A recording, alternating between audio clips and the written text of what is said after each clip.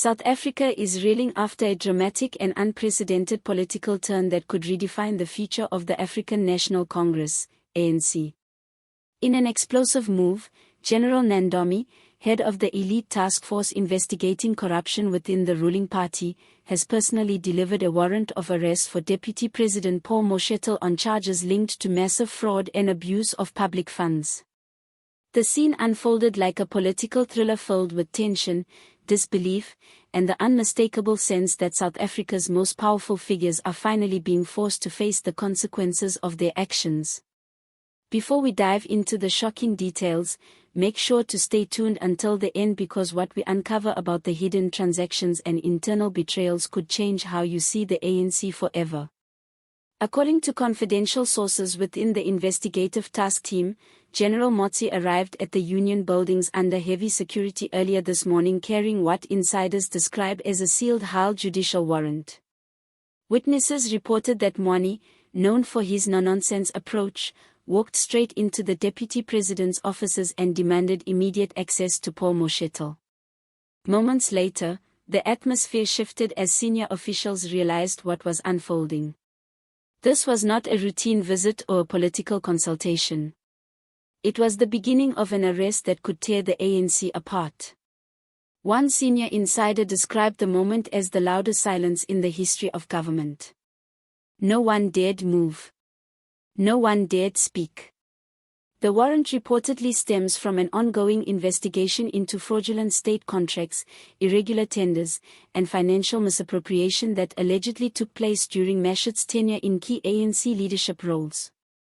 Documents obtained by the Special Task Unit revealed that millions of rand were funneled through front companies disguised as community development initiatives. However, a deeper audit has allegedly shown that the funds were redirected into personal and offshore accounts linked to high-ranking ANC officials, including those connected to Mashatile's circle.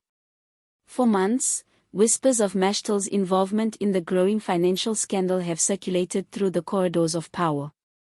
Yet this time the evidence appears undeniable and Mkhwanazi's direct intervention signals that the investigation has entered a decisive phase.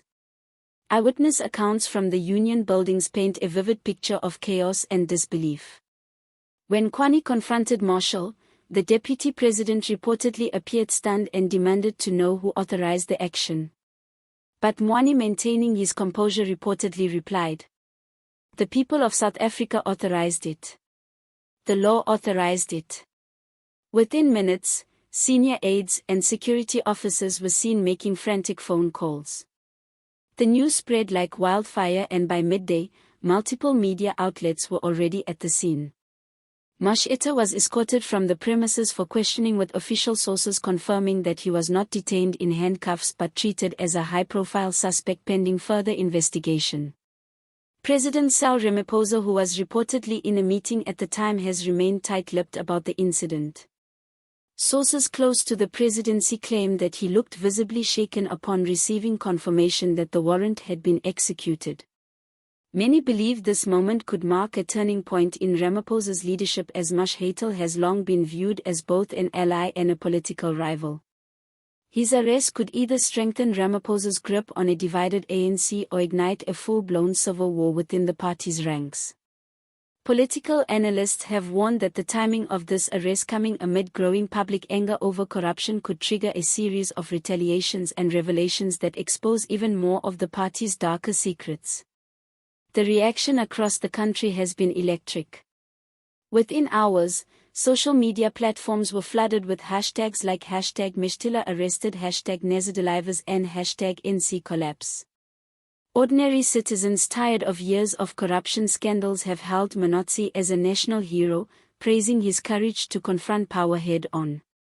Finally, someone is standing up to the system, one user posted on X. "Mkhwanazi should be the next Minister of Justice." Another added, "However, ANC insiders are not celebrating." Sources claim that a faction loyal to Mashatile has already begun strategizing a counter-response, calling the warrant politically motivated and warning that this could destabilize the party ahead of critical internal elections. What makes this case so damning are the documents and digital files now in Mkhwanazi's possession. These reportedly include email exchanges, financial spreadsheets, and bank transfer confirmations showing unauthorized transactions totaling over 480 million. Investigators believe this money was siphoned from state contracts intended for infrastructure and youth development. Instead, it was routed through shadow companies and later transferred to accounts linked to political campaign funds and private properties, some of which were allegedly traced back to Mashatile's family members. According to one senior investigator, this isn't just a corruption case. It's a blueprint of how political money laundering has been normalized inside the ANC. As word spreads of the arrest warrant, panic and confusion ripple through the ANC's upper echelons. Senior figures are reportedly meeting in emergency sessions, debating how to respond. Some are calling for Ramaphosa to suspend Mashatile immediately, while others argue that doing so would set a dangerous precedent and signal weakness. Behind closed doors, deep fractures are emerging. Party veterans who once stood by Mashatile are now quietly distancing themselves, fearing they could be next. The investigation, sources claim, is far from over, and Mkhwanazi's task force has already identified at least 4 additional high-ranking officials under active scrutiny. The once untouchable image of the ANC leadership is crumbling before the nation's eyes. Determination, no one is above the law. General Mkhwanazi has made it clear that his team's work is far from complete. In a brief statement outside the union buildings, he declared, "We are not driven by politics. We are driven by justice. No one is above the law, not even the highest officers in this country."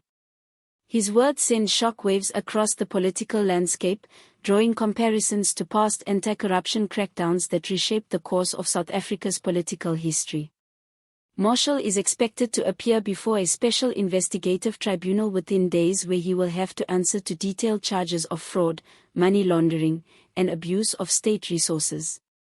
Depending on the findings, formal criminal proceedings could follow, potentially making him the highest-ranking ANC official to face prosecution in over a decade.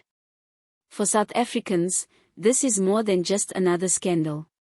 It's a test of whether the justice system can finally rise above political interference. The image of General Mkhwanazi walking into the union buildings with a warrant in hand will be remembered for years. It symbolizes a moment of reckoning, not just for Paul Mashatile, but for every official who thought power could protect them from accountability. The walls are closing in, and the truth, no matter how uncomfortable, is beginning to surface. Before you go, make sure to subscribe to our channel for more breaking updates, exclusive political insights, and real-time developments on the ANC's ongoing crisis. Hit the notification bell, because the next revelation could shake South Africa even.